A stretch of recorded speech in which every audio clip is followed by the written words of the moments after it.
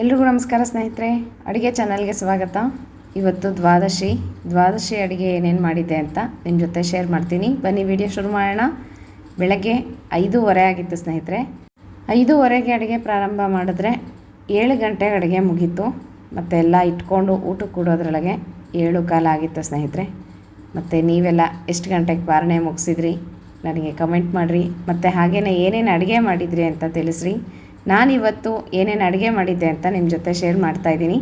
ಮೊದಲಿಗೆ ಯಥಾ ರೀತಿ ಒಲೆ ಪೂಜೆ ಮುಗಿಸ್ಕೊಂಡು ಕುಕ್ಕರನ್ನು ಇಟ್ಕೊತಾ ಇದ್ದೀನಿ. ಇದರಲ್ಲಿ ಅಕ್ಕಿ ಮತ್ತು ಬೇಳೆ ಚೆನ್ನಾಗಿ ಒಂದು 3-4 ಸಲ ತೊಳ್ಕೊಬೇಕು. ನೀಟಾಗಿ ತೊಳ್ಕೊಂಡು ಅಕ್ಕಿ ಬೇಳೆಗೆ ಕುಕ್ಕರಲ್ಲಿ ಇಟ್ಬಿಟ್ರೆ ನಮಗೆ ಬೇಗನೆ ಕುಕ್ಕರ್ ಆಗುತ್ತೆ. ಅಷ್ಟೊತ್ತಿಗೆ ಮಾಮೂಲಿ ಏನಾದರೂ ಮಾಡೋದಿತ್ತು ಅಂದರೆ ಸೈಡಲ್ಲಿ ಮಾಡ್ಕೊಂಬಿಡೋಣಂತೆ. ಈಗ ನೋಡಿರಿ, ಅಕ್ಕಿ ಎಲ್ಲ ಚೆನ್ನಾಗಿ ತೊಳೆದಿದ್ದೀನಿ. ಬೇಳೆನೂ ಸಹ ಚೆನ್ನಾಗಿ ತೊಳ್ಕೊಂಡು ಇದಕ್ಕೆ ಸ್ವಲ್ಪ ಅರಿಶಿನ ಮತ್ತು ಎಣ್ಣೆಯನ್ನು ಹಾಕಬೇಕು. ಚೆನ್ನಾಗಿ ಬೇಯುತ್ತೆ. ಮತ್ತು ಶಾಸ್ತ್ರದ ಪ್ರಕಾರ ಬೇಳೆಯನ್ನು ಹಾಗೆ ಬೇಯಿಸಬಾರ್ದು. ಹಾಗಾಗಿ ಕುಕ್ಕರ್ ಇಟ್ಟಿದ್ದೀನಿ. ಈ ಕಡೆಗೆ ಯಥಾ ಪ್ರಕಾರ ಮತ್ತು ಹೆಸರುಬೇಳೆ ಪಾಯಸ ಇದ್ದೇ ಇರುತ್ತೆ ದ್ವಾದಶಿ ಅಂತಂದರೆ. ಹಾಗಾಗಿ ಸ್ವಲ್ಪ ಹೆಸರುಬೇಳೆಯನ್ನು ಬೆಚ್ಚಗೆ ಹುರ್ಕೊತಾ ಇದ್ದೀನಿ.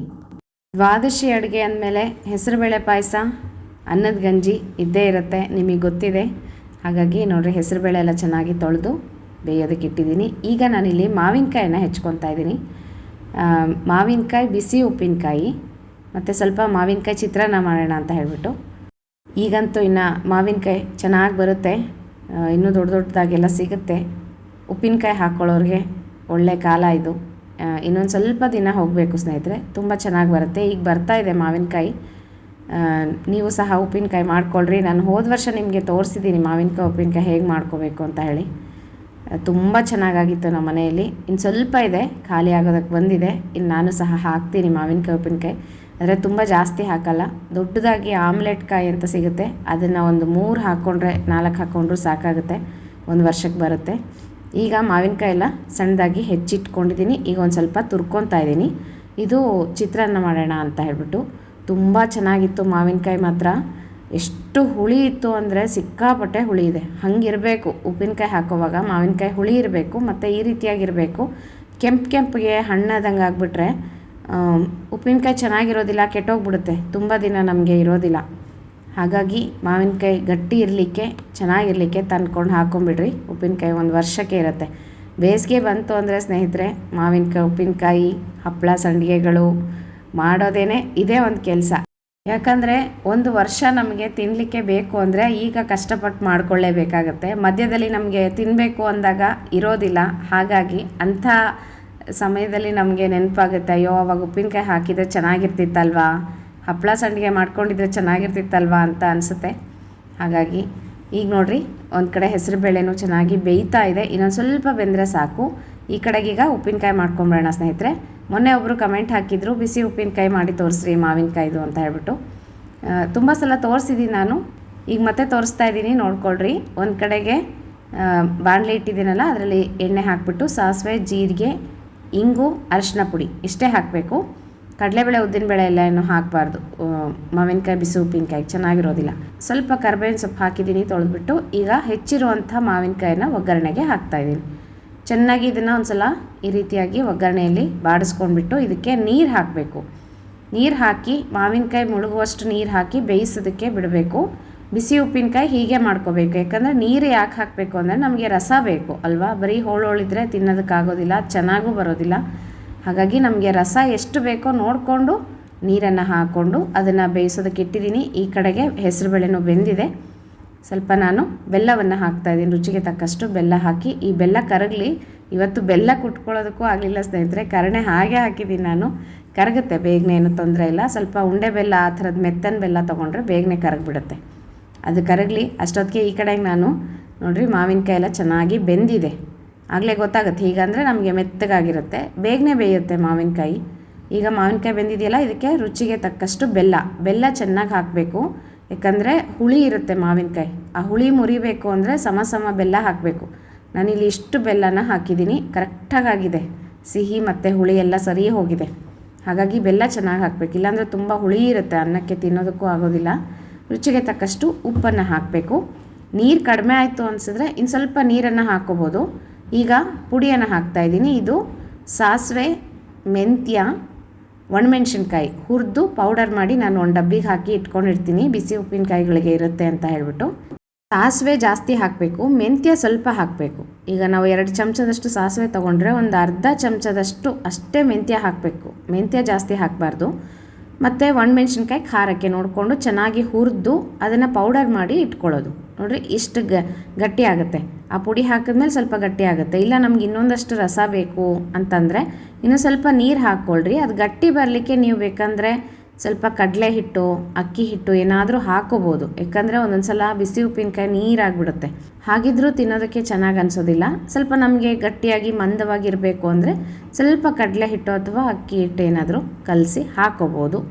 ಅವಶ್ಯಕತೆ ಬೀಳೋದಿಲ್ಲ. ಹಾಗೇನಾದರೂ ನೀರಾಗಿ ಆಯಿತು, ಜಾಸ್ತಿ ನೀರಾಗಿಬಿಟ್ಟಿದೆ ಉಪ್ಪಿನಕಾಯಿ ಅಂತಂದರೆ ಮಾತ್ರ ಏನಾದರೂ ಒಂಚೂರು ಹಿಟ್ಟನ್ನು ಹಾಕ್ಕೊಳ್ರಿ. ಇದು ತುಂಬ ದಿನ ಇಡೋದಕ್ಕೆ ಬರೋದಿಲ್ಲ. 1 ಅಥವಾ 2 ದಿನದಲ್ಲಿ ಖಾಲಿ ಮಾಡಿಬಿಡ್ಬೇಕು. ಹಾಗಾಗಿ ಯಾಕಂದರೆ ನೀರು ಹಾಕಿ ಮಾಡಿರ್ತೀವಿ, ಏನಾದರೂ ಹಿಟ್ಟು ಹಾಕಿದ್ರಂತೂ ಬೇಗನೆ ಕೆಟ್ಟೋಗ್ಬಿಡುತ್ತೆ. ಅದಕ್ಕೋಸ್ಕರ ಈಗ ನೋಡಿರಿ ಉಪ್ಪಿನಕಾಯಿ ಸಹ ರೆಡಿ ಆಯಿತು. ತುಂಬ ರುಚಿಯಾಗಿತ್ತು ಇವತ್ತು ಉಪ್ಪಿನಕಾಯಿ ಮಾತ್ರ. ದ್ವಾದಶಿ ಅಲ್ವಾ, ಅಷ್ಟೊಂದು ಊಟ ಮಾಡಲಿಕ್ಕೆ ಆಗೋದಿಲ್ಲ. ಹಾಗಾಗಿ ಸ್ವಲ್ಪ ಊಟ ಮಾಡಿದ್ವಿ. ನಮ್ಮ ಮನೆಯವರು ಅದೇ ಅಂತಿದ್ರು, ಬರೀ ಉಪ್ಪಿನಕಾಯಿಯನ್ನು ಊಟ ಮಾಡಬೇಕು, ಅಷ್ಟು ಚೆನ್ನಾಗಾಗಿದೆ ಅಂತ ಹೇಳಿದ್ರು. ಈಗ ತವ್ವೆ ಸಾರು ಮಾಡ್ಕೊಂಬೇಡೋಣ. ತವ್ವೆ ಸಾರಂತೂ ನೀವು ಯಾವಾಗಲೂ ನೋಡಿರ್ತೀರ ದ್ವಾದಶಿ ಅಡುಗೆಯಲ್ಲಿ. ಈಗ ನಾನು ಹಸಿಮೆಣ್ಸಿನ್ಕಾಯಿ ಹೆಚ್ಚಾಕ್ಬಿಟ್ಟಿದ್ದೀನಿ ಸ್ನೇಹಿತರೆ. ಯಾಕಂದರೆ ಕೆಲವೊಂದು ದಿನ ಹಂಗೆ ಆಗಿಬಿಡುತ್ತೆ. ಈ ಬೇಸಿಗೆಯಲ್ಲಿ ನಾವು ಏನು ಏಕಾದಶಿ ನಿರಾಹಾರ ಮಾಡ್ತೀವಲ್ವ, ಅಪ್ಪ ಬೆಳಗ್ಗೆಗೆ ಎಷ್ಟು ನನಗೆ ಸುಸ್ತಾಗಿತ್ತು ಅಂದರೆ ಇವತ್ತು ಸ್ವಲ್ಪ ನೀರಿನಂಶ ಕಡಿಮೆ ಆಗಿಬಿಟ್ಟಿತ್ತು ದೇಹದಲ್ಲಿ. ಹಾಗಾಗಿ ನೀರು ಅನ್ನಂಗಾಗಿತ್ತು ಬೆಳಗ್ಗೆ. ಇಷ್ಟು ಅಡುಗೆ ಮಾಡಿರೋದೇ ಹೆಚ್ಚಿಂದು ನಾನು ಇವತ್ತು, ಯಾಕಂದರೆ ಅಷ್ಟು ಸುಸ್ತು ಅನ್ನಿಸ್ತಿತ್ತು ಸ್ವಲ್ಪ. ಅದಕ್ಕೆ ಅಂದ್ಕೊಂಡೆ ಇನ್ಮೇಲೆ ಏಕಾದಶಿ ದಿನ ಸ್ವಲ್ಪ ಏನಾದರೂ ಹಾಲು ಅಥವಾ ಜ್ಯೂಸ್ ಆ ಥರದ್ದು ರಾತ್ರಿ ತೊಗೊಳ್ಳೋಣ ಅಂತ ಅಂದ್ಕೊಂಡಿದ್ದೀನಿ. ನೆಕ್ಸ್ಟ್ ಟೈಮಿಂದ ನೀರು ಕುಡಿದೇ ಇದ್ದರೂ ಪರವಾಗಿಲ್ಲ, ಆ ಥರದ್ದು ಒಂಚೂರು ಏನಾದರೂ ತೊಗೊಂಡ್ರೆ ಬೆಳಗ್ಗೆ ಸ್ವಲ್ಪ ಶಕ್ತಿ ಇರುತ್ತೆ. ಇಲ್ಲಾಂದರೆ ಎದ್ದೇಳೋದಕ್ಕಾಗೋದಿಲ್ಲ ಬೆಳಗ್ಗೆ, ಹಾಗಾಗಿಬಿಡುತ್ತೆ. ಈಗ ನೋಡಿರಿ ಒಂದು ಕಡೆ ತವ್ವೆನೂ ಕುದೀತಾ ಇದೆ. ದಂಟಿನ ಸೊಪ್ಪಿನ ತವ್ವೆ ಮಾಡಿದ್ದೆ ನಾನು. ಅದಕ್ಕಾಗಿ ಹಸಿಮೆಣ್ಸಿನ್ಕಾಯಿ ಸಹ ನಾನು ಹುರ್ಕೊಂಡು ಮಿಕ್ಸಿಗೆ ಹಾಕ್ಕೊಂಡು ಅದೆಲ್ಲ ಮಾಡಲಿಕ್ಕೆ ಆಗಲೇ ಇಲ್ಲ. ಸರಿ ಹೆಚ್ಚು ಹಾಕ್ಬಿಡೋಣ, ಒಂದು ಒಪ್ಪತ್ತಿಗಲ್ವ ನಡೆದು ಹೋಗುತ್ತೆ ಅಂತ ಹೇಳಿ ಹೀಗೆ ಮಾಡಿದೆ. ರಾತ್ರಿಗಿನ್ನ ಫಲಹಾರಕ್ಕೆ ಇಡ್ಲಿಗೆ ಹಾಕಿದ್ದೀನಿ. ಸಾಫ್ಟಾಗಿ ಮಲ್ಲಿಗೆ ಇಡ್ಲಿ ಹೇಗೆ ಮಾಡೋದು ಅಂತ ನಿಮಗೆ ನೆಕ್ಸ್ಟ್ ವೀಡಿಯೋದಲ್ಲಿ ತೋರಿಸ್ಕೊಡ್ತೀನಿ ಆ ರೆಸಿಪಿನ. ಈಗ ನೋಡಿರಿ ಸ್ವಲ್ಪ ಹುಳಿ ಪುಡಿ ಹಾಕಿದೆ. ಹಸಿಮೆಣ್ಸಿನ್ಕಾಯಿ ಹೆಚ್ಚಿ ಹಾಕಿದ್ದೀನಲ್ಲ, ಅದಕ್ಕೋಸ್ಕರ ಹುಳಿ ಪುಡಿ ಸ್ವಲ್ಪ ಜಾಸ್ತಿ ಹಾಕಿದ್ದೀನಿ. ಈ ಕಡೆಗೆ ಸಾರಿನ ಪುಡಿ, ಬೆಲ್ಲ, ಉಪ್ಪು ಎಲ್ಲ ಹಾಕಿದ್ದೀನಿ. ಅದು ಸಹ ಒಂಚೂರು ಕುದ್ರೆ ಸಾಕು. ಸಾರು ಜಾಸ್ತಿ ಮಾಡೋದಿಲ್ಲ ಸ್ನೇಹಿತರೆ ನಾನು. ದ್ವಾದಶಿ ದಿನ ಖರ್ಚಾಗೋದಿಲ್ಲ, ಒಂದೇ ಹೊತ್ತು ಊಟ ಅಲ್ವಾ. ಅದು ಸಾರು ಎಷ್ಟಾರು ಮಾಡಲಿ ಚೆಲ್ಲೇಬೇಕಾಗುತ್ತೆ. ನನಗೆ ಸಾರು ಚೆಲ್ಲಬೇಕಂದ್ರೆ ಒಂಥರ ಅನಿಸ್ಬಿಡುತ್ತೆ. ಯಾಕಂದರೆ ಸಾರಿನ ಪುಡಿ ಮಾಡಿರ್ತೀವಲ್ವ ಕಷ್ಟಪಟ್ಟು, ಹಾಗಾಗಿ ಅದು ನೋವು ನಮಗೆ ಗೊತ್ತಾಗುತ್ತೆ. ಹಾಗಾಗಿ ಒಂದು ಚೂರೇ ಮಾಡ್ತೀನಿ ನಾನು, ಒಂದು ಲೋಟದಷ್ಟು ಅಷ್ಟೇ ಸಾರು. ಎಲ್ಲರಿಗೂ ಒಂದು ಚುಚ್ಚೂರು ಬರೋ ಥರ ಮಾಡಿರ್ತೀನಿ ಅಷ್ಟೇ. ಹುಣಸೆ ಹಣ್ಣಿನ ರಸವನ್ನು ಹಾಕಿಬಿಟ್ರೆ ಆಯಿತು, ತವ್ವೆ ರೆಡಿ ಆಯ್ತು. ಈಗ ನನಗೆ ಒಬ್ಬರು ಹೋದ ಸಲ ಕಮೆಂಟ್ ಹಾಕಿದ್ರು ದ್ವಾದಶಿ ವಿಡಿಯೋದಲ್ಲಿ, ಅದೇನು ಇಷ್ಟು ಚೂರು ಅಡುಗೆ ಮಾಡ್ತೀರಾ ನೀವು, ಎಷ್ಟು ಜನ ಇದ್ದೀರಾ ಮನೇಲಿ ನೀವು? ನಮ್ಮ ಮನೇಲಿ ಒಂದು ಹೊತ್ತು ಒಂದು ಮಗುಗೆ ಒಂದು ಲಂಚ್ ಬಾಕ್ಸಿಗೆ ಸಾಕಾಗುತ್ತೆ ಅಂತ ಹೇಳಿದ್ರು. ನಾನು ಇಷ್ಟೇ ಸ್ನೇಹಿತರೆ ಅಡುಗೆ ಮಾಡೋದು. ಅದು ದ್ವಾದಶಿ ದಿನ ಒಂದು ಹೊತ್ತು ಊಟ ಅಂದರೆ ಜಾಸ್ತಿ ಖರ್ಚಾಗೋದಿಲ್ಲ. ಉಪವಾಸ ಮಾಡಿದ ನೆಕ್ಸ್ಟ್ ಡೇ ಜಾಸ್ತಿ ಖರ್ಚಾಗಲ್ಲ.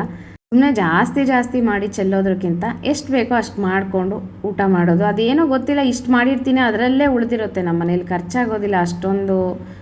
ನಮ್ಮ ಮನೆಯವ್ರು ಚೆನ್ನಾಗಿ ಊಟ ಮಾಡ್ತಾರೆ, ಇಲ್ಲ ಅಂತಲ್ಲ. ನನ್ನ ಮಗನೂ ಊಟ ಮಾಡ್ತಾನೆ, ಆದರೂ ನಮಗೆ ಸರಿ ಹೋಗುತ್ತೆ ಸ್ನೇಹಿತರೆ. ಕೆಲವೊಬ್ಬರು ಮನೆಗಳಲ್ಲಿ ಜಾಸ್ತಿ ಮಾಡ್ತಾರೆ. ಈಗ ನೋಡಿರಿ ನಾನು ಒಂದು ಕಡೆ ಒಗ್ಗರಣೆ ಮಾಡ್ತಾಯಿದ್ದೀನಿ. ಸಾಸಿವೆ, ಜೀರಿಗೆ, ಕಡಲೆಬೇಳೆ, ಉದ್ದಿನಬೇಳೆ, ಸ್ವಲ್ಪ ಶೇಂಗಾ ಬೀಜ ಹಾಕಿದ್ದೀನಿ, ಹಸಿಮೆಣ್ಸಿನ್ಕಾಯಿ ಹೆಚ್ಚಿ ಹಾಕಿದ್ದೀನಿ, ಕರ್ಬೇವಿನ ಸೊಪ್ಪು ಹಾಕಿದ್ದೀನಿ. ಇದು ಚಿತ್ರಾನ್ನಕ್ಕೆ ಒಗ್ಗರಣೆ ಮಾಡ್ತಾಯಿದ್ದೀನಿ. ಒಂದು ಕಡೆ ಗಂಜಿಗೆ ಇಟ್ಟಿದ್ದೀನಿ, ಕಾಯಿ ಗಂಜಿಗೆ. ಈಗ ಮಾವಿನಕಾಯಿ ತುರಿದಿದ್ನಲ್ಲ ಅದನ್ನು ಹಾಕ್ಕೊಂಡು ಒಂಚೂರು ಫ್ರೈ ಮಾಡ್ಕೊಂಬಿಡ್ತೀನಿ. ತುಂಬ ಅಂದರೆ ತುಂಬ ಹುಳಿ ಇತ್ತು ಮಾವಿನಕಾಯಿ, ಅದಕ್ಕೆ ನಾನು ಸ್ವಲ್ಪನೇ ಹಾಕಿ ಫ್ರೈ ಮಾಡ್ತಾಯಿದ್ದೀನಿ. ಇಲ್ಲಿ ಚಿತ್ರಾನ್ನಕ್ಕೆ ಒಂದು ಸ್ವಲ್ಪನೇ ಕಲಸಿದ್ದೆ ಚಿತ್ರಾನ್ನ ಸಹ, ಅದನ್ನೂ ಒಂಚೂರು ಉಳ್ಕೊಂಡಿತ್ತು ಮಧ್ಯಾಹ್ನಕ್ಕೆ. ಹಾಗಾಗತ್ತೆ. ತುಂಬ ಜಾಸ್ತಿ ಜನ ಇದ್ದರು ಅಂದರೆ ಮನೆಯಲ್ಲಿ ಜಾಸ್ತಿ ಅಡುಗೆ ಬೇಕಾಗುತ್ತೆ. ಒಂದು 3-4 ಜನ ಇದ್ವಿ ಅಂದರೆ ಕಡಿಮೆ ಅಡುಗೆ ಹಾಗೆ ನೋಡ್ಕೊಂಡು ಮಾಡ್ಕೊಳ್ಳೋದು. ನಮಗೆ ದಿನ ಮಾಡ್ತಾ ಇರ್ತೀವಲ್ವ ಸ್ನೇಹಿತರೆ, ಗೊತ್ತಾಗ್ಬಿಡುತ್ತೆ ಎಷ್ಟು ಅಡುಗೆ ಮಾಡಬೇಕು ಏನು ಅಂತ. ಇವತ್ತಿನ ಅಡುಗೆ ನೋಡಿರಿ ಸ್ನೇಹಿತರೆ, ಮಾವಿನಕಾಯಿ ಬಿಸಿ ಉಪ್ಪಿನಕಾಯಿ ಮತ್ತು ಮುದ್ದೆ ಪಲ್ಯ, ಚಿತ್ರಾನ್ನ, ಮಾವಿನಕಾಯಿ ಚಿತ್ರಾನ್ನ, ಸಾರು, ಕಾಯಿ ಗಂಜಿ ಮತ್ತು ಅನ್ನ ಅಷ್ಟು ಮಾಡಿದೆ. ಹೆಸರುಬೇಳೆ ಪಾಯಸ. ಇದಿಷ್ಟು ಇವತ್ತಿನ ದ್ವಾದಶಿ ಅಡುಗೆ ರೆಸಿಪಿಗಳು. ಹೇಗೆ ಅನ್ನಿಸ್ತು ಸ್ನೇಹಿತರೆ ಕಮೆಂಟ್ ಮಾಡಿ ತಿಳಿಸ್ರಿ. ಹಾಗೆ ನೀವು ಏನೇನೆಲ್ಲ ಅಡುಗೆ ಮಾಡಿದ್ರಿ ಅಂತ ಸಹ ಕಮೆಂಟಲ್ಲಿ ತಿಳಿಸ್ರಿ. ನಾನು ಸಹ ಎಲ್ಲರ ಕಮೆಂಟ್ಸ್ನ ಓದ್ತೀನಿ ಸ್ನೇಹಿತರೆ. ಮತ್ತು ಮುಂದಿನ ವಿಡಿಯೋ ಒಟ್ಟಿಗೆ ಸಿಗ್ತೀನಂತೆ. ನಮಸ್ಕಾರ.